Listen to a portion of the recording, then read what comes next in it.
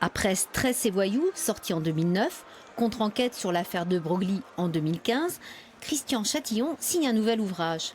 Relations Corse s'intéresse aux liens particuliers entre les politiques et les voyous de la Libération à 2017. Il raconte comment certains insulaires, poussés par l'appât du gain, ont cherché en partant sur le continent à devenir quelqu'un. Ce fut le cas d'Antoine Guérigny.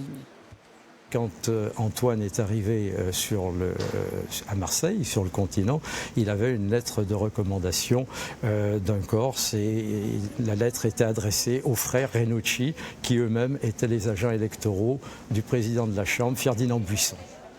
À partir de documents et de témoignages, l'auteur décrit au fil du temps l'implication de grands noms du banditisme corse dans la vie politique de la Ve République.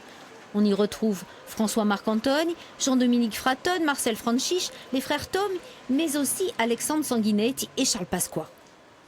Il y aura toujours des voyous parce que de toute façon, la nature humaine est ce qu'elle est, avec des gens qui sont probes, d'autres qui sont plus malhonnêtes, d'autres qui sont complètement très malhonnêtes, et puis d'autres qui sont très bons. Mais je ne crois ni aux saints ni aux salauds.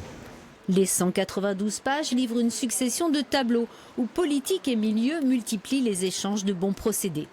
Le parcours d'un homme politique et le parcours d'un truand qui arrive au plus haut sommet de l'État, c'est pareil. Il y a deux qualités. D'abord, première chose, se trouver entre guillemets un parrain et il faut savoir et être capable de tuer. Tuer au sens propre ou tuer son rival en politique. L'auteur finit son ouvrage sur une citation de Napoléon Bonaparte. L'histoire est d'une suite de mensonges sur lesquels on est d'accord.